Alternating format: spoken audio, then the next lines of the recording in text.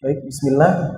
Untuk pertanyaan yang pertama, jadi kurang lebih saya simpulkan Pak ya, bagaimana kombinasi antara ilmu arsitektur dan ilmu Islam menghasilkan sebuah karya untuk umat, begitu kurang lebih.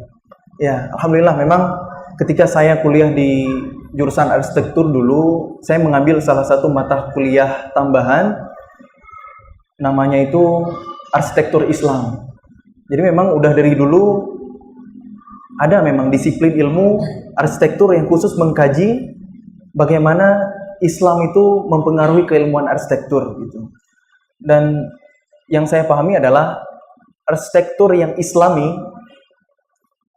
berbeda dengan arsitektur Islam. Jadi kalau istilah bahasa Inggrisnya itu ada architecture of Islam, ada Islamic architecture. Jadi kalau arsitektur of Islam itu arsitektur milik Islam. Misalnya masjid itu pasti arsitektur Islam. Tapi belum tentu arsitektur yang Islami, belum tentu Islamic architecture. Apa maksudnya? Karena Islami itu menyangkut dengan sifat.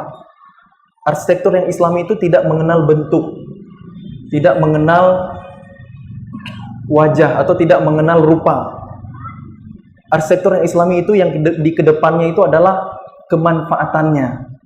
Misalnya ketika pembebasan Konstantinopel di Turki, Hagia Sophia yang dulunya gereja dengan mudah langsung diubah fungsi menjadi masjid. Cuma dihilangkan simbol salib. Nggak perlu dirobohkan, nggak perlu dihancurkan. Karena yang penting fungsinya.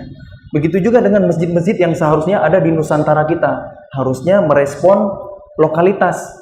Kalau kita bangun masjid misalnya, atap datar besar menjulang tinggi dengan kubahnya. Padahal belum tentu itu sesuai dengan iklim di negara kita. Kalau di Timur Tengah mungkin cocok karena curah hujannya rendah di sana. Tapi kalau di kita curah hujannya tinggi, bisa tampias.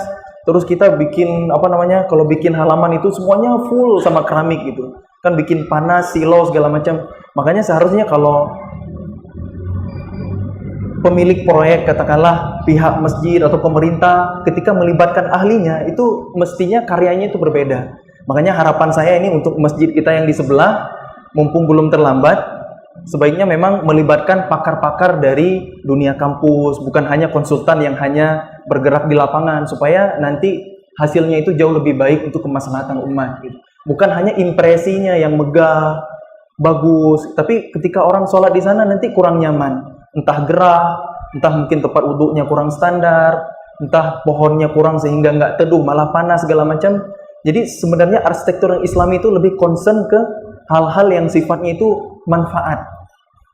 Bentuk itu nomor kesekian, walaupun tanpa meninggalkannya sama sekali. Karena fitrah manusia juga suka keindahan. Innallaha jamilu yuhibbul jamal gitu.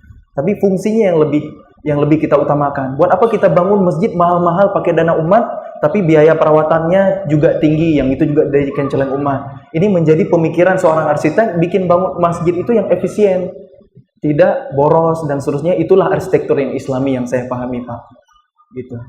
Kemudian terakhir, arsitek itu bukan menggambar Pak, tapi mendesain atau menyelesaikan masalah. Karena kalau sekedar menggambar itu sangat sempit, bukan menjual gambar tapi idenya, pemikirannya gitu.